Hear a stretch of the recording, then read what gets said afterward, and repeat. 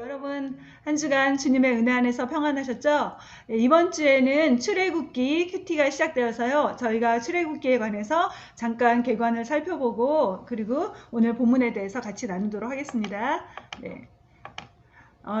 주로 물론 한국에 지금 참여하시는 분들도 계시지만 주로 휴스턴에 계신 분들이 많으시니까 여러분들은 휴스턴에 어떻게 오게 되셨나요?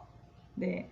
각각 사연들이 참 많으시죠? 어떤 분들은 결혼을 해서 또 이민을 해서 온 가족들이 이사 온 경우도 계시고요. 또 유학을 통해서 미국의 휴스턴에 오신 분들도 계시고 직장 등으로 이곳에 오게 되셨을 거예요. 또 여러분들은 결혼을 어떻게 하게 되셨나요? 네, 사연이 참 많으실 거예요. 결혼한 이야기 들으려면 저희가 아마도 밤을 지새우면서 몇 박 며칠을 해야지 모든 사연들을 다 들을 수 있겠죠. 그런데요, 예, 이런 결정들, 이곳에 오게 된 그런 과정이나 또 결혼 속에는요, 여러분들의 선택과 결정이 있었을 거예요. 우리의 선택 가운데 하나님의 손길이 또한 함께 있음을 아마 지금은 여러분 다 고백하실 거예요. 이 세상에서 벌어지는 일들은요, 하나님의 역사하심 가운데 이루어지고 있습니다. 오늘은 출애굽기 개관과 모세의 출생활을 살펴보러 갑니다. 먼저 모세오경, 출애굽기를 이해하려면 모세오경 속에서 출애굽기가 있기 때문에 모세오경을 봐야 되고요. 또 창세기와 연결이 되기 때문에 창세기와도 같이 연관해서 살펴보도록 하겠습니다. 창세기부터 신명기까지의 그 성경의 처음 5권의 책을 모세오경이라고 하죠. 그리고 이 책을요, 예수님은 신약에서 율법서, 모세의 책이라고 그렇게 언급하셨어요. 이 모세오경은 이 세상의 시작과 이스라엘 민족의 기원, 그리고 율법을 통해 이스라엘 민족의 생활 방식이 어떠해야 하는지를 하나님께서 계시하신 내용이에요. 창세기, 제너시스는 기원, 시작, 근원이란 단어고요. 인류의 기원으로부터 시작해서 아담이 범죄함으로 인한 타락, 그리고 하나님께서 죄가 가득함으로 인해서 세상을 물로 심판하신 사건, 그리고 그 이후에 노아의 가족을 통해 새로운 인류가 시작되는 것, 그리고 죄가 계속해서 진행되고 민족과 언어가 나누어지는 바벨탑 사건이 나옵니다. 그리고 한 사람, 아브라함을 선택하셔서 언약을 맺으시고 그 언약이 자손들에게 이어져 나가는 것을 중심으로 하고 있어요. 특히 모세오경의 그 중심 주제가 바로 하나님께서 아브라함과 그의 후손인 이삭, 야곱, 요셉에게 주셨던 언약들, 그리고 그 언약에 대한 성취로 이루어지고 있습니다.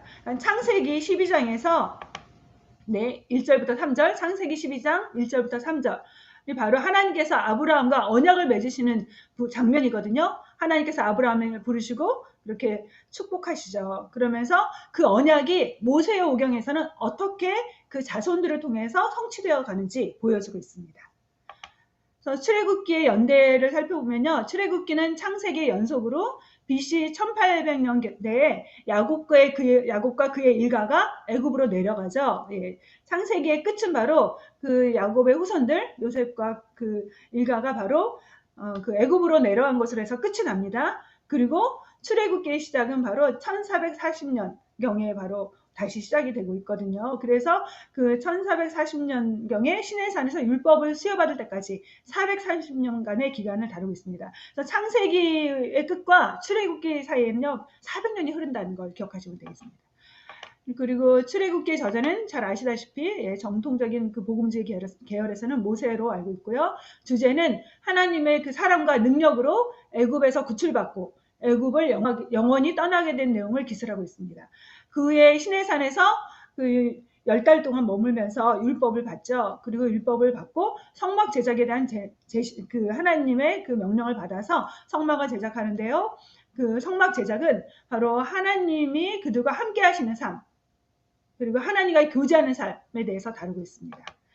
율법의 수여는요, 하나님 나라 백성으로서 이스라엘 백성이 국법을 갖게 되는 것과 같아요. 이스라엘 자손이 어떠한 정체성을 갖고 살아야 하는지, 하나님 나라 백성은 어떠한 삶을 살아가야 하는지 율법이 제시해주죠. 네, 우리나라 백성들은 바로 헌법에 있는 그 우리 민족이 어떠한 국가고 어떻게 살아야 되는지를 헌법에서 제시해 주는 것처럼 바로 율법은 하나님 나라 백성의 국법과 같아요. 그리고 율법은 하나님의 백성들이 살아가야 될 거룩한 삶에 대한 지침을 담고 있습니다. 하나님과의 바른 관계를 위한 구체적인 명령이 나오고요. 그리고 사람들과 사람 사이에 어떻게 살아야 되는지. 그래서 세 가지 크게 얘기를 했죠. 도덕법과 그 다음에 시민사회법, 그 다음에 종교의식법을 율법이 담고 있다고 말씀드렸습니다. 그 다음에 창세기에 아까 말씀드렸던 것처럼 아브라함과 하나님께서 언약을 맺으시는데요. 그 언약의 말씀이 창세기 12장이죠. 그래서 선교에 있어서는요. 창세기 1장부터 11장까지는 전 세계 인류의 기원, 인류의 역사에 대해서 다루는 걸로 보고요. 12장부터는 바로 한민족, 이스라엘 민족에 대한 역사를 다루고 있는 것으로 보기도 해요. 그래서 이 창세기 12장에 아브라함을 부르시는 이 장면은 너무나 중요하거든요. 창세기 12장에서 아브라함과 언약을 체결하셨는데요. 이 말씀 다 같이 읽도록 하겠습니다. 내가 너로 큰 민족을 이루고 내게 복을 주어 내 이름을 창대하게 하리니 너는 복이 될지라. 하나님께서 아브라함과 맺은 언약은요. 무조건적인 언약이라고 해요. 그리고 영원한 언약이라고 합니다. 성경에서 대부분의 언약들은요. 조건적인 언약, 그리고 당대에 맺었던 많은 언약들은요. 조건 언약이었거든요. 여기서 무조건적인 언약이라는 건요. 하나님이 계약의 파트너인 아브라함 그리고 그의 후손 이스라엘 자손 향해서 그들이 아무리 그 언약을 충실하게 지키지 못한다 할지라도 언약에 충성스럽지 못하고 때로는 실패하고 불신한다 할지라도 그 계약은 무효화되지 않는 언약이기 때문에 무조건적인 언약입니다. 그리고 하나님이 그 언약에 스스로 헌신하셨기 때문에 이 언약은 무조건적인 언약이에요. 시내산 언약 조건이죠. 그거는 너희가 순종하면 하나님께서 축복하실 거고 너희가 불순종하면 저주를 받을 것이다. 조건 언약이었죠. 네. 그리고 이 언약, 그래서 먼저 언약에 대해서 다시 한번 짚어보면요. 언약이란 무엇일까요? 두 당사자 사이에 맺는 합의이고요. 상호 간의 공동의 이익과 의무를 중심으로 서로를 묶어줍니다.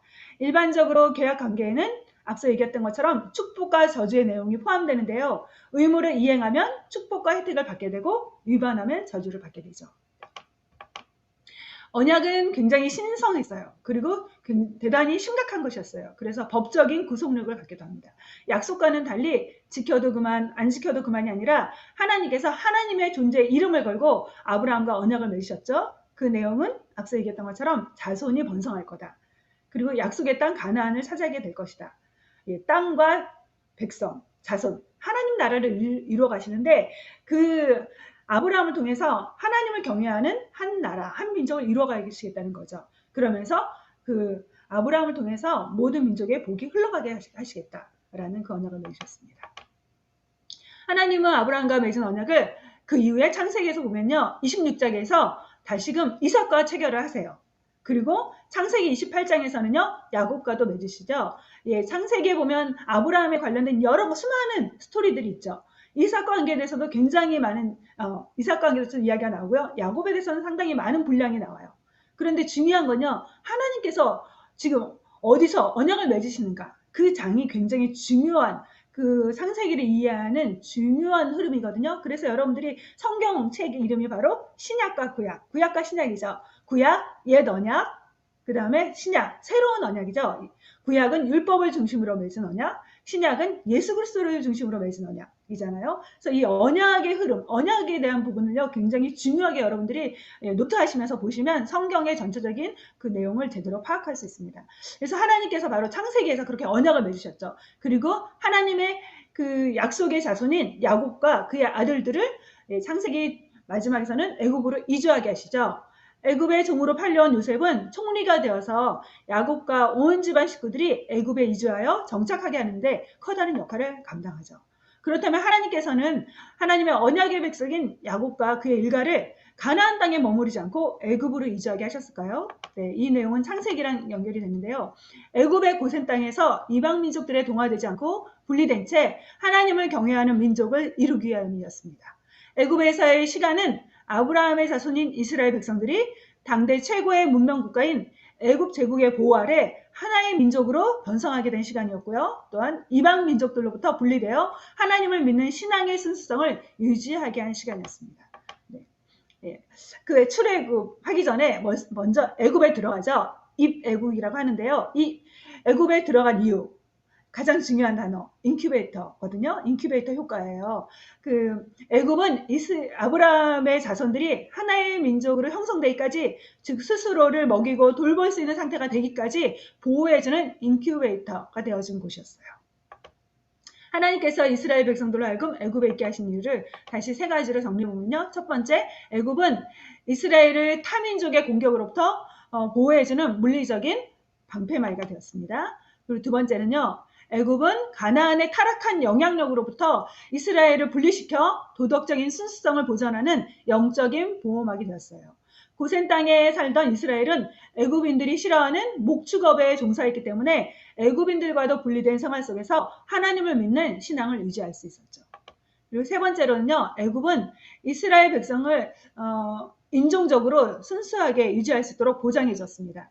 만약에 이스라엘 백성들이 아브라함과 그의 후손들이 가나안 땅에 머물러 살게 됐다면 어떻게 되었을까요? 예, 타민족, 가나안 땅에 살고 있던 다른 여러 종족들과 그 결혼을 해서 그 순수한 활동을 유지하지 못했을 거예요. 인종적으로 순수하게 보존되지 못했을 거예요. 예를 들면 창세기 26장에 보면요. 에서가 가나안에 살고 있던 여인과 결혼하고 말았던 걸 보여주고 있거든요.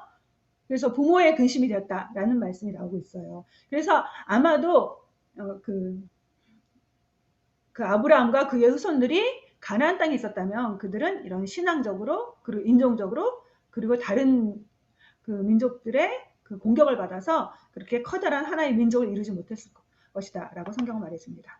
오늘 본문 말씀을 들어가서 보면요. 1절부터 2절은요. 레위 가문의 한 가정에서 모세가 출생했다는 것을 기록하고 있고요. 그리고 3절, 4절은요. 갈대 상자에 담겨서 버려진 모세에 대해서 말씀하고 있습니다. 그리고 나머지 구절은요. 바로의 공주에 의해서 그래서 건짐을 받고 양자가 된 모세에 대해서 있습니다. 네. 출애굽기를 이해하는 아주 중요한 구절이 바로 출애굽기 1장 7절의 말씀이에요. 저희가 같이 읽도록 하겠습니다. 이스라엘 자손은 생육하고 불어나 번성하고 매우 강하여 온 땅에 가득하게 되었더라. 예, 출애굽기 1장의 중심 구절이 1장 7절 말씀이에요. 출애굽기를 열면서 시작하면서 이스라엘 백성의 번영에 관해서 언급하고 있죠. 바로 하나님께서 약속하신 대로 아브라함의 자손이 하나님을 경외하는 하나의 민족으로 번성하고 강대하게 하신 것이죠. 이제 하나님은 아브라함에게 약속하신 대로 이스라엘 자손은 가나안 땅으로 인도하실 거예요. 그런데 출애굽기 1장에서 또다시 말씀하고 있죠. 9절 말씀 같이 읽도록 하겠습니다. 그가 그 백성에게 이르되 이 백성 이스라엘 자손이 우리보다 많고 강하도다. 아브라함의 후손들이 애굽에서 요셉을 알지 못하는 바로왕에 의해 학대받고 노역으로 괴롭힘을 당하는 그 종살이의 상황에 대해서 처해 있다고 보도하고 있습니다. 왜 애굽의 바로왕은 이스라엘 백성을 학대했을까요? 75명으로 이주한 야곱의 가족이 시간이 흐르면서 숫자가 많아지고 기하급수적인 인구 성장을 보였기에 바로왕은 두려움과 위기의식을 갖게 됩니다. 1장 10절 말씀 읽어보겠습니다.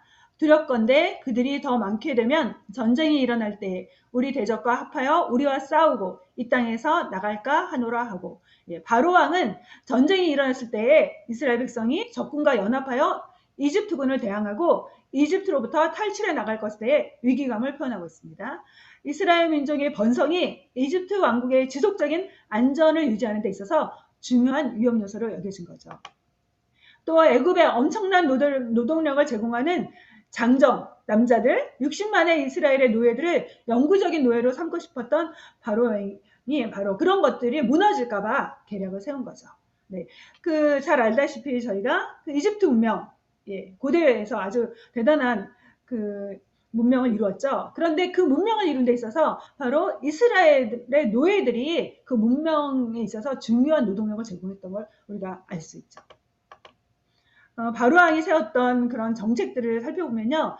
첫 번째는 이스라엘 민족의 노동력을 이용하여 곡식을 저장하는 성읍인 국고성으로 비돔성과 라암셋을 건축하게 만들어요. 건축 사업에 강제 노동을 시키면서 벽돌 만들기, 또 밭일 같은 그런 온갖 고된 일을 이스라엘 백성에게 시키면서 착취하고 괴롭히죠. 그리고 두 번째로는요. 이스라엘 백성이 그럼에도 불구하고 계속 번성하니까 바로왕은 나마를 죽이도록 산파들에게 명령하죠. 예, 그 큐티리 하신 분들은 아실 거예요. 예, 출산을 통제해서 인구 증가를 억제하려고 했습니다. 세 번째로는요, 하나님을 경외하는 산파들에 의해서 바로왕의 그런 계획들이 무산되자 바로는 이제 유대 민족 말살 정책을 대대적으로 펼칩니다. 사내 아이가 태어나면 나일강에 그 아이를 던지도록 모든 백성들에게 명령하죠. 그래서 바로왕이 유대 민족의 번성을 억제하기 위한 정책이 시행될 때 바로 이때 모세가 태어났죠. 당시에 그럼 바로왕은 누구일까요? 네, 이집트의 18대 왕조의 투트모스 1세입니다. 그는 BC 1539년부터 1514년에 살았던 사람이에요. 그가 힉소스 왕조를 몰아냈고요. 노예 상태에 처해 있는 이스라엘 백성을 영구적으로 지배하려고 정말 끔찍한 일들을 실시하죠. 처음에는 건축 사업을 벌여서 이스라엘 백성을 강제 노동에 투입하고 억압하였죠. 그러다가 앞에서 얘기한 것처럼 그 산파들을 시켜서 남아들을 죽이게 하죠. 그러나 하나님을 경외했던 산파들이 그 왕의 그 바로왕의 명령을 지키지 않자 이번에는 이제 남자아이들을 모두 다 죽이게 하죠. 이 바로왕은요, 예수님의 출생 시에 2살 이하의 남자아이들을 살해하도록 명령한 헤로당과 같은 사악하고 냉혹한 자이죠. 예, 바로 사탄의 하수인 같은 그런 존재였죠. 예, 그리고 성경에서는 오늘 본문의 내용들을 이렇게 쭉 살펴보려고 하는데요. 우연이라고 하기엔 너무나 많은 일들이 2장에서 마치 작가의 손에 의해서 짜맞춰지듯이 정확하게 혹은 감독에 의해서 연출되듯이 이렇게 일어나고 있는 걸 볼 수 있습니다. 유아기의 모세는 애굽왕 바로의 남아살의 명령으로 인해서 죽음의 위기에 처해졌죠. 태어난 지 3개월 된 모세는 더 이상 숨길 수 없게 되었어요. 그래서 모세의 어머니는 요게벳은 갈대로 만든 상자에다가 역청과 진흙을 바르고 그 안에 아기를 담아 나일강 갈대 사이에 띄웁니다. 바로 그때 공주가 목욕하러 나일강가에 나와서 아기를 보게 되죠. 그리고 공주는 갈대 상자를 열어 아기의 울음소리를 듣고는 불쌍히 여기는 마음을 갖게 됩니다. 그리고 이때 여러분 한번 생각해 보세요. 제가 1번, 2번, 5번까지 숫자를 매겼는데요. 이 일들이 정말 우연으로 일어날 수 있는 일인가? 왜 아기가 그 나일강에 이렇게 띄워졌을 때 바로 그때 바로의 공주가 나왔을까? 그리고 두 번째, 공주는 그 갈대 상자를 열어서 아기를 보면서 불쌍히 여기는 마음을 갖게 됐을까? 사실상 당시에 수많은 아기들이 물론 나일강에 던져졌지만 그렇게 많은 아이들이 던져졌는데 유독 모세만은 공주의 마음에 들게 됐죠. 이것은 우연입니까? 세 번째는요, 모세의 누나 미리암이 공주를 향해 재빨리 다가가서 13살, 14살 정도 된 그 미리암이죠. 누나가 달려가서 제안을 하죠. 그 아기를 젖먹일 유모를 구해주겠다고 제안합니다. 그러자 공주가 no 하지 않고 그 제안을 받아들이죠. 예, 그리고 나서 미리암은 모세의 어머니를 그 아기의 유모로서 공주에게 소개시켜주죠. 이때 공주가 그것을 받아들이죠. 그러면서 모세의 어머니 그 요게벳은 모세를 돈을 받고 돌보게 되는 일이 일어납니다. 그리고 모세는 바로왕의 그 공주의 왕자로 입양이 되죠. 이런 5가지 일들이 정말 우연일까 한번 생각해 보셨으면 좋겠어요. 네. 이러한 일련의 사건은 우연이라고 하기에는 너무나 놀라운 정말 필연 같은 그런 것들을 성경은 우리에게 소개해주고 있죠. 하나님은 모세의 출생 속에서 죽음의 위기를 겪게 되지만 구세 일생으로 바로의 공주에 의해 구조받아 살 수 있게 하셨죠. 그리고 이집트 왕국의 권력자인 바로 왕의 공주 하세수트의 왕자가 되게 하십니다. 이 모든 일의 배후에는요, 하나님이 역사하신 것이죠. 하나님은 보이지 않고 때론 드러나지 않지만 여전히 일하고 계세요. 오늘 본문의 내용에는 하나님이란 단어가 한 번도 등장하지 않아요. 2장 1절부터 10절까지는요. 하나님이란 단어가 나오지 않습니다. 그러나 하나님은 일하고 계셨죠. 이 세상에서 발생하는 사건의 배후에는 하나님께서 일하고 계십니다. 때로는 도무지 하나님이 보이지 않고 저 멀리에 숨어 계신 것처럼 느껴질지라도 저희가 코로나를 보면서 그런 생각이 가끔 들죠. 그럴지라도 여전히 하나님은 이 세상을 붙들고 계시고 역사하고 계세요. 하나님의 주권이 미치지 않은 곳은 없으며 하나님의 통치를 벗어난 것도 없습니다. 하나님은 하나님의 방법대로 하나님의 시간표에 맞게 일하고 계십니다. 하나님이 모든 일에 사사건건 개입해서 조정하고 통제하시지는 않아요. 기계처럼 우리의 모든 것들을 하나님이 다 조정해서 그렇게 로봇처럼 그렇게 통제하지는 않습니다. 그러나 이 세상의 모든 역사는 하나님의 크신 손, 하나님의 절대적인 주권 하에서 이루어지겠습니다. 역사의 수레바퀴를 운행하신 하나님은 어떠한 사단의 방해와 인간의 불순종에도 불구하고 하나님의 구속의 역사를 진행하고 계시고 언약을 성취하고 계십니다. 성도의 삶에서 또 모든 일들은 궁극적으로 합력하여서 하나님께서 선한 일을 이루게 하시죠. 로마서 8장 말씀 같이 읽겠습니다. 우리가 알거니와 하나님을 사랑하는 자, 곧 그의 뜻대로 부르심을 입은 자들에게는 모든 것이 합력하여 선을 이루느니라. 이 말씀이 여러분의 신앙 고백이 되기를 주님의 이름으로 축복합니다. 하나님의 뜻을 이루어 가시는 방법에 대해서 보면요. 하나님은 이스라엘 백성의 해방을 위해서 하나님은 인간이 상상할 수 없는 방법으로 일하고 계시죠.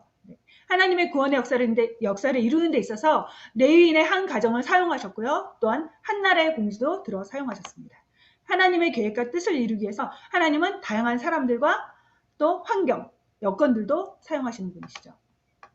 하나님의 그 구원 계획을 위해 사용된 가정, 바로 이 모세의 가정이죠. 하나님께서는 억압받고 학대받는 이스라엘 백성들이 고통 속에 하나님께 부르짖는 기도를 들으시고 그 다음에 그들을 애굽으로부터 출애굽하도록 이끄시죠. 특히 아므람과 유게벳이라는 레위인의 한 남자, 레위족의 한 여자를 사용하셨어요. 두 사람의 결혼 그리고 그 가정에 출생한 그 아들의 이야기는 단순히 한 가정에 일어난 가정사만은 아니었습니다.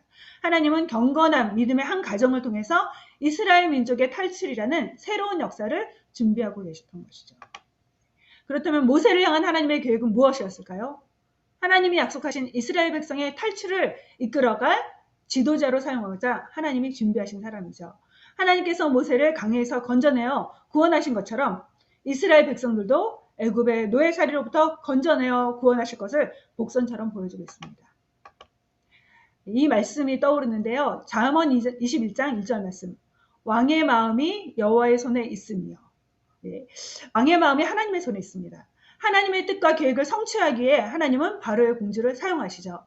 너무나 아이러니하게 바로왕의 남아 살해 정책하에서 하나님은 바로 그 바로의 공주 하셉투스를 통해서 히브리인 남아인 모세를 살게 하십니다. 대단한 권력을 자랑하는 바로왕의 모든 노력과 정책이 수포로 돌아가게 하셨죠. 하나님의 뜻에 역행하는 바로왕의 모든 시도는 하나님 앞에서 무력했습니다. 그리고 오로지 하나님의 뜻만이 온전하게 세워지죠. 하나님의 구원의 역사는 절대 좌절되거나 포기되지 않습니다. 하나님의 뜻과 의도는 인간의 냉혹한 노력이나 방해에도 결코 방해받지 않으시죠. 역사적으로 하나님께서 왕의 마음을 움직이셔서 하나님의 뜻을 이루게 한 경우는요. 대표적으로 고레스 왕을 들 수 있습니다.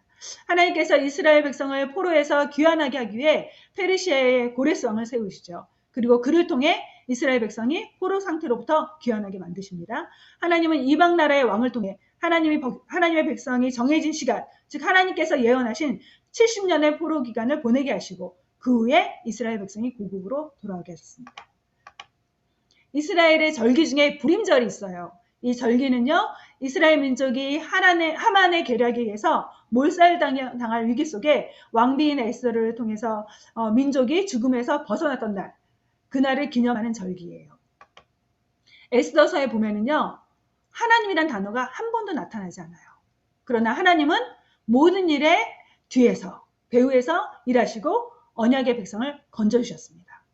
아하수에로 왕의 마음을 움직이시고 유대인의 적인 하만의 악함을 드러내서 그를 처형당하게 하셨죠.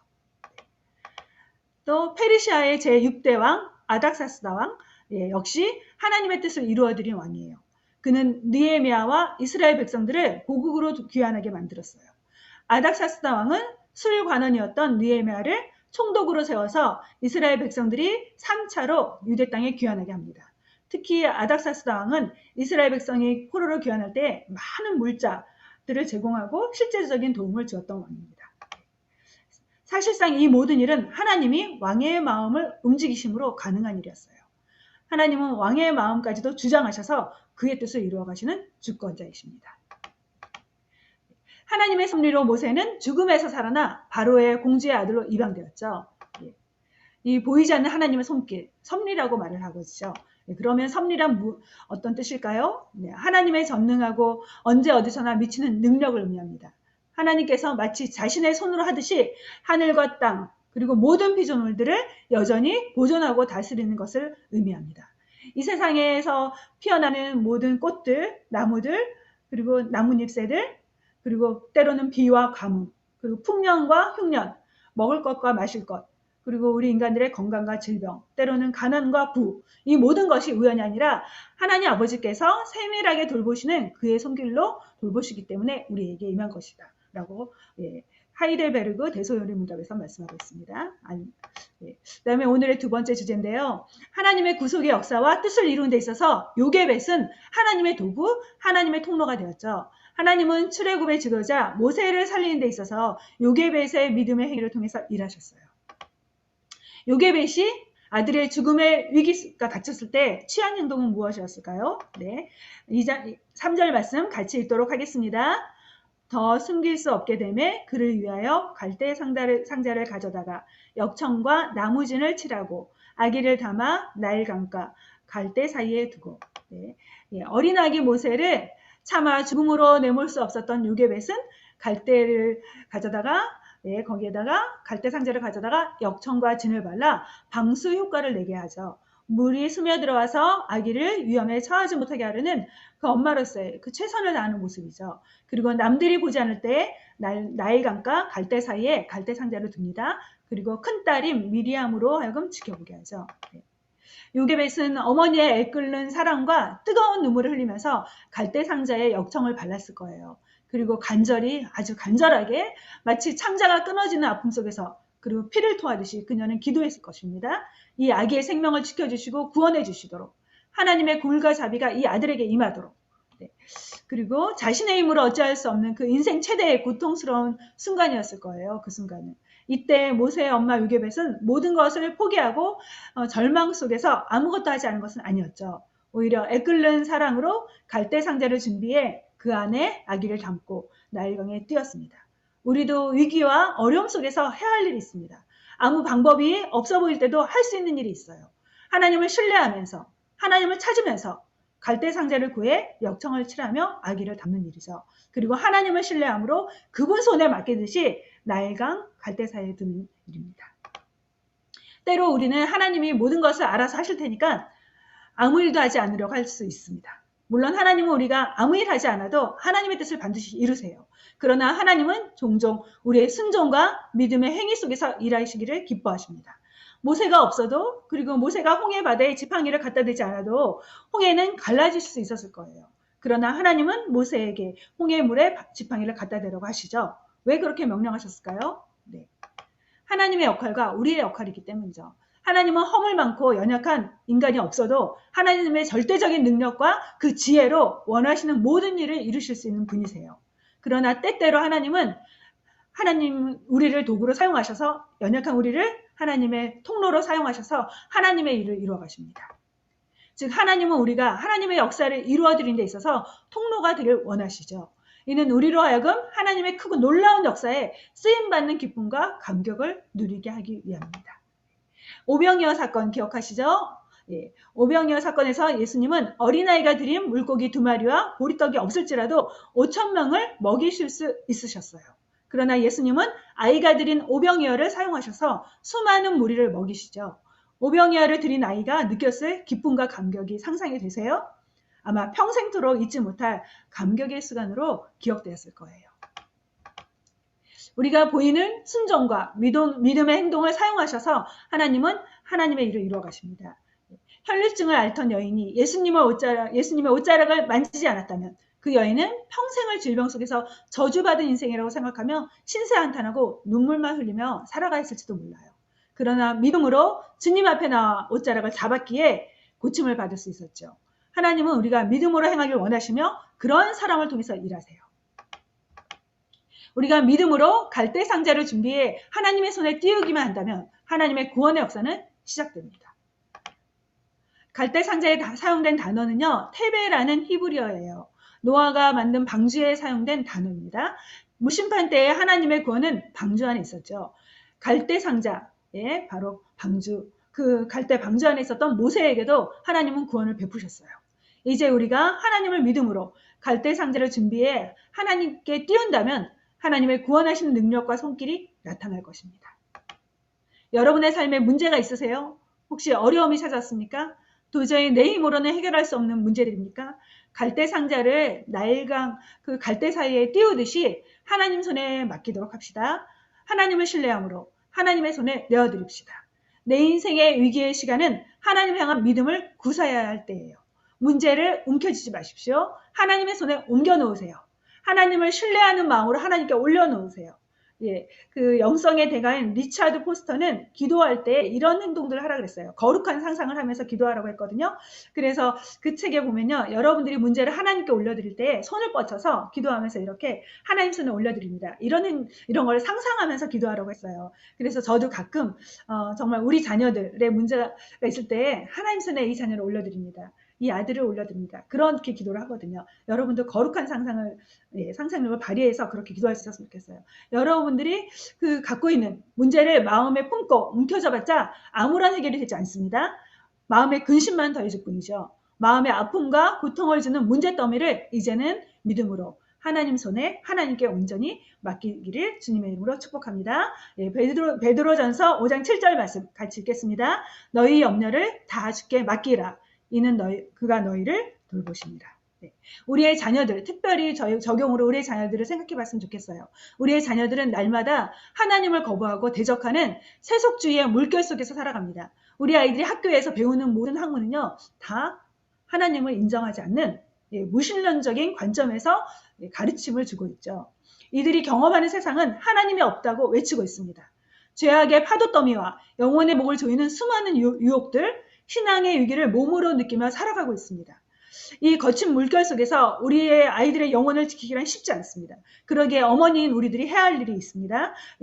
하나님께서 우리의 자녀들과 가정을 지켜주시도록, 우리의 자녀들의 영혼을 구원해 주시도록, 그리고 보호해 주시도록 우리는 갈대 상자를 준비해야 합니다.